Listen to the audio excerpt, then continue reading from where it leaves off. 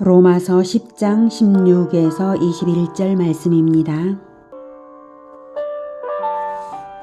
그러나 그들이 다 복음을 순종하지 아니하였도다. 이사야가 이르되 주여 우리가 전한 것을 누가 믿었나이까 하였으니 그러므로 믿음은 들음에서 나며 들음은 그리스도의 말씀으로 말미암았느니라. 그러나 내가 말하노니 그들이 듣지 아니하였느냐? 그렇지 아니하니 그 소리가 온 땅에 퍼졌고 그 말씀이 땅끝까지 이르렀도다 하였느니라. 그러나 내가 말하노니 이스라엘이 알지 못하였느냐? 먼저 모세가 이르되 내가 백성 아닌 자로서 너희를 시기하게 하며 미련한 백성으로서 너희를 노엽게 하리라 하였고, 이사야는 매우 담대하여 내가 나를 찾지 아니한 자들에게 찾은 바 되고 내게 묻지 아니한 자들에게 나타났노라 말하였고, 이스라엘에 대하여 이르되 순종하지 아니하고 거슬러 말하는 백성에게 내가 종일 내 손을 벌렸노라 하였느니라. 사랑하는 형제 여러분, 10월 21일 목요일 저녁 묵상에 오신 것을 환영합니다.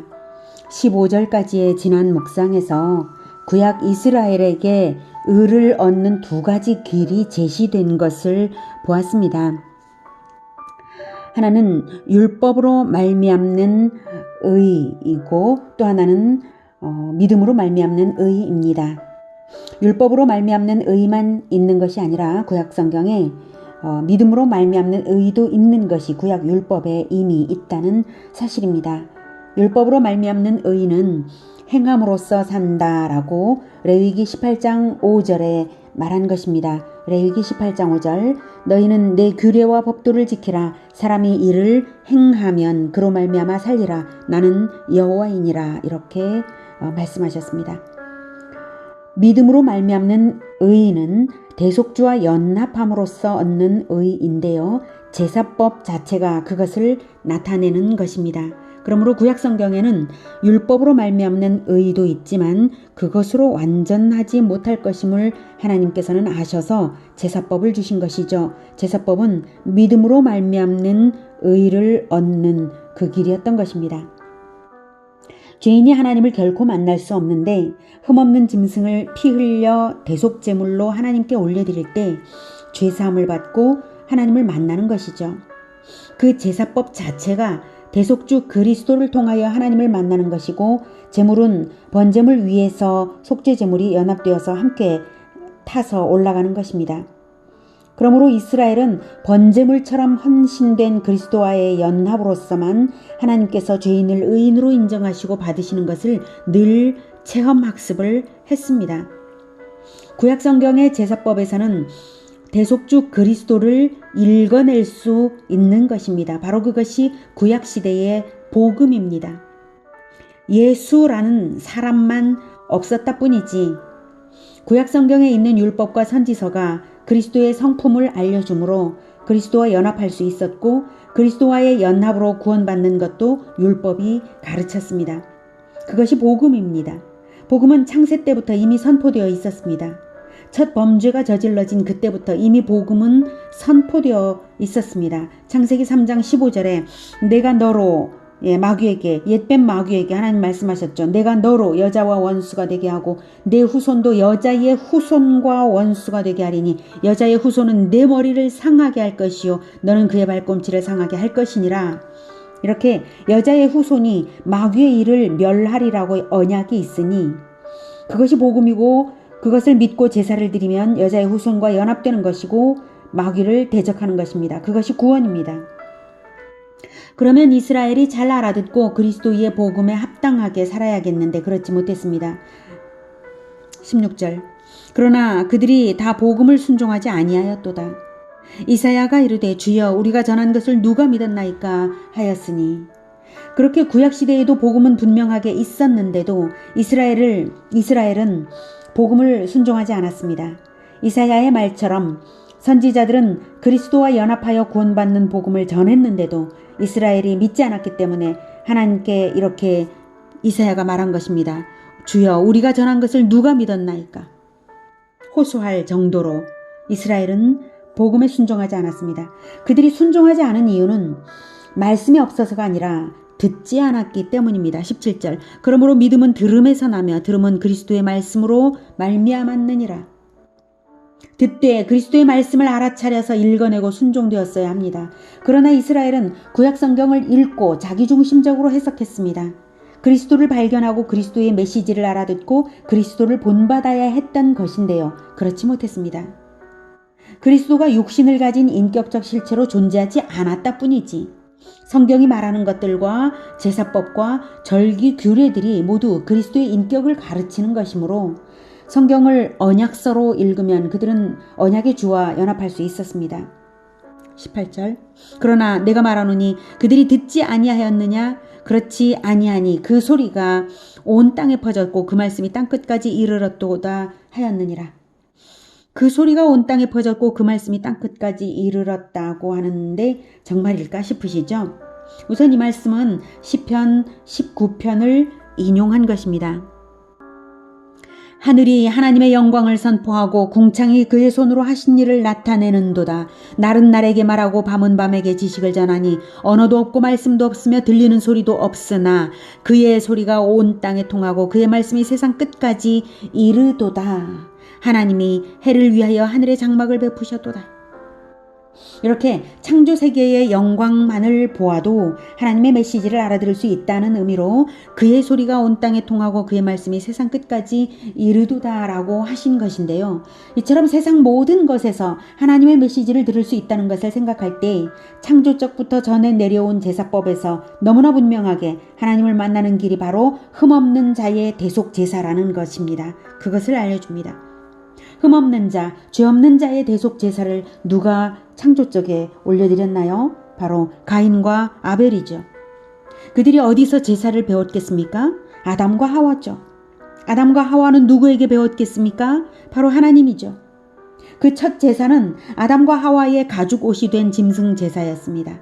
아담과 하와가 첫 범죄를 저질러 수치에 사로잡히고 에덴을 쫓겨날 때에 범죄로 인해서 즉각 죽었어야 할 아담과 하와를 하나님은 살리시고 그 수치를 가죽 옷을 입혀 덮으시고 에덴 밖 광야에서 살아갈 때 보호막이 되도록 은혜를 베푸신 것은 바로 복음이 선포되었기 때문이고 그 복음은 언약이 세워졌다는 증거입니다.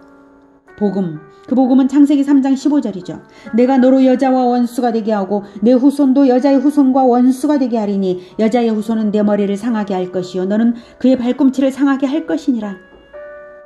여자의 후손으로 태어나겠다고 언약한 일이 있었기 때문에 하나님의 아들이 그렇게 언약을 했기 때문에 여자의 후손으로 사람으로 나서 그들을 대신하여 생명을 내어주겠으니 아담과 하와를 살려달라는 그 언약을 받고 하나님께서 그리스도의 죽음을 예표하는 흠없는 짐승의 죽음을 그때 보이시고 그 가죽 옷으로 아담과 하와를 입히셨던 것입니다.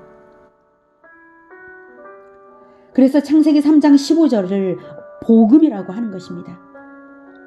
여자의 후손으로 태어나겠다는 하나님의 아들의 자발적 서원으로 아버지와 아들 사이에 언약이 세워졌으므로 죄 없는 짐승의 희생의 피가 뿌려져 언약이 되고 가죽은 가죽옷이 되어서 아담과 하와를 덮은 것입니다.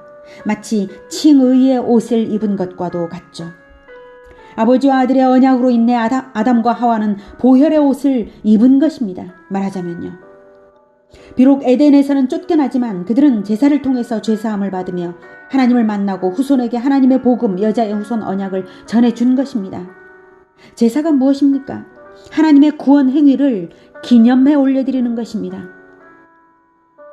하나님의 아들이 그 짐승처럼 죽어갈 것을 언약한 것을 기억하며 아담과 하와는 그 언약을 기억하며 제사를 기념행위로 제사를 올려드린 것입니다. 그리고 후손에게 하나님의 복음, 여자의 후손 언약을 전해준 것입니다. 첫사람들 때부터 그 복음은 전해졌습니다. 정말이지 그 소리가 온 땅에 퍼졌고 그 말씀이 세상 끝까지 이르렀던 것입니다. 그런데도 이스라엘이 믿지 않고 그렇게 이르고 난 다음에 성문법으로까지도 이스라엘에게는 율법을 주었습니다. 언약을 받았다는 증거가 바로 율법이죠. 언약서인 율법, 그것을 주었는데도 이스라엘이 믿지 않고 그리스도와 연합하지 않은 이유는 그들이 복음을 듣지 않아서가 아니라 듣고도 믿지 않았기 때문입니다. 믿음이 없어서 성경을 언약서로 읽어내지 못했기 때문입니다. 언약서로 여기지 않았습니다. 그래서 성경이 말하는 그리스도를 만나지 못했고 연합되지 못했습니다. 언약은 지켜지지 않았습니다. 19절. 그러나 내가 말하노니 이스라엘이 알지 못하였느냐? 네, 이스라엘은 하나님을 안다고 자부했습니다. 그러나 그 신지식은 틀려 있었습니다. 자기중심적으로 성경을 본 것입니다. 언약서로 읽을 때에 언약서를 언약의 주 편에서 읽어야 하는 것이지 언약의 주와 무관하게 자기 멋대로 읽어서는 그것이 언약서가 아니죠. 언약서를 제대로 읽어서 언약에 합당하게 해야 언약대로 구원을 받는 것이죠. 언약이란 원래 쌍방적인 것이지 일방적인 것이 아닌 것입니다. 그래서 도무지 언약의 주 하나님께 언약에 합당하게 연합되지 않는 이스라엘에 대하여 하나님은 보란듯이 질투를 일으키겠다고 하십니다. 이스라엘을 보란듯이 유기해버리고 오히려 선택되지 않았던 이방을 선택하여 복음을 주겠다고 하십니다. 그러나 내가 말하노니 이스라엘이 알지 못하였느냐? 먼저 모세에게 이르되 내가 백성 아닌 자로서 너희를 시기하게 하며 미련한 백성으로서 너희를 노엽게 하리라 하였고 이사야는 매우 담대하여 내가 나를 찾지 아니한 자들에게 찾은 바 되고 내게 묻지 아니한 자들에게 나타났노라 말하였고 이스라엘에 대하여 이르되 순종하지 아니하고 거슬러 말하는 백성에게 내가 종일 내 손을 벌렸노라 하였느니라. 이스라엘이 신 아닌 것을 숭배하여 하나님의 질투를 일으켰으므로 하나님도 똑같이 해주시겠다는 것이죠. 내가 백성 아닌 자로서 너희를 시기나게 하며 미련한 백성으로서 너희를 노엽게 하리라. 하나님이 이스라엘을 아무리 기다려도 이스라엘이 하나님을 찾지 않으니까 이스라엘의 질문을 아무리 기다려도 이스라엘이 하나님께 묻지를 않으니까 하나님도 똑같이 해주겠다는 말씀입니다. 내가 나를 찾지 아니한 자들에게 찾은 바 되고 내게 묻지 아니한 자들에게 나타났노라. 이렇게까지 하시는 것은 하나님이 너무도 오래도록 기다려서 지칠 정도이셨기 때문입니다. 순종하지 아니하고 거슬러 말하는 백성에게 내가 종일 내 손을 벌렸노라. 순종하지 아니하고 거슬러 말하는 이스라엘에게 종일 손을 벌렸어도 돌아오지 않으니까 하나님께서는 이방인에게 복음이 넘어가게 하신 것입니다. 이방인에게 복음이 넘어가게 된 것은 바로 이런 연유가 있었던 것입니다. 하나님은 구약시대 1500년 내내 손을 벌리고 기다렸습니다. 그러나 이스라엘은 돌아오지 않고 오히려 예수 그리스도를 십자가에 못 박아버렸습니다.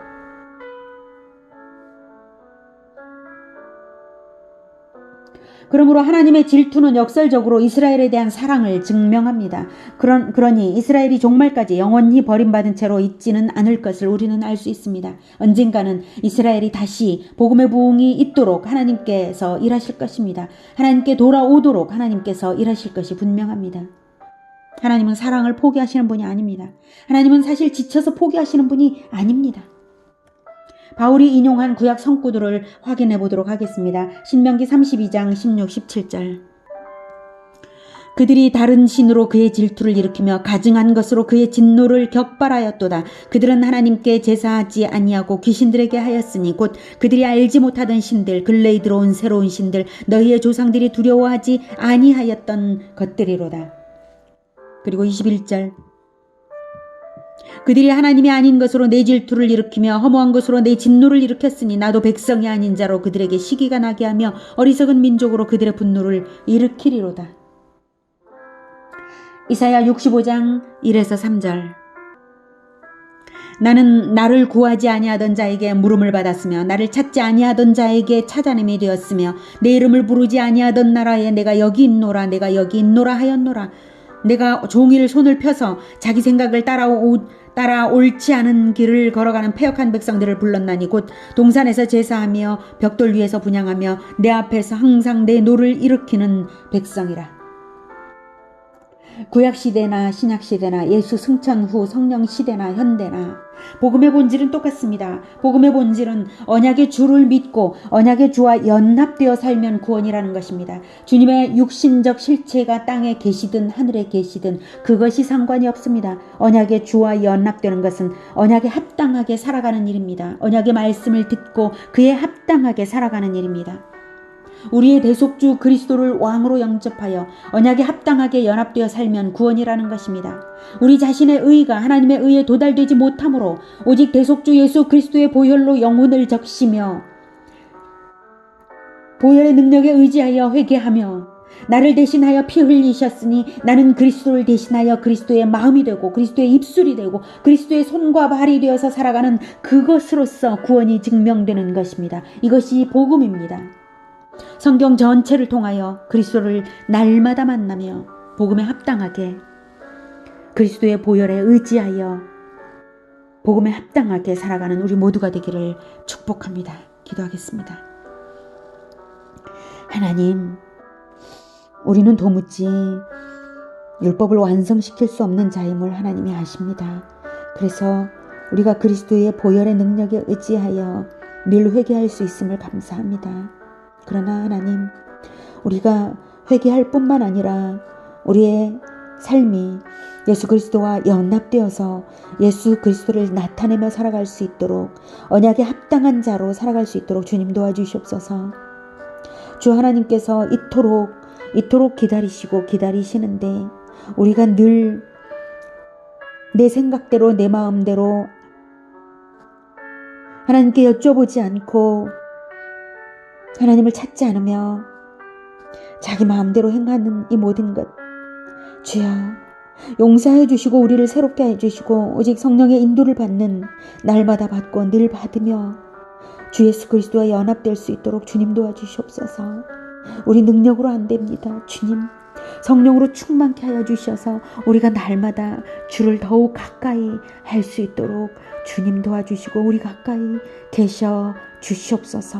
우리의 입술에 마음에 입술에 손과 발에 계셔 주시옵소서. 예수 그리스도 이름으로 기도드립니다. 아멘. 이어지는 시간은 개인 기도 시간입니다.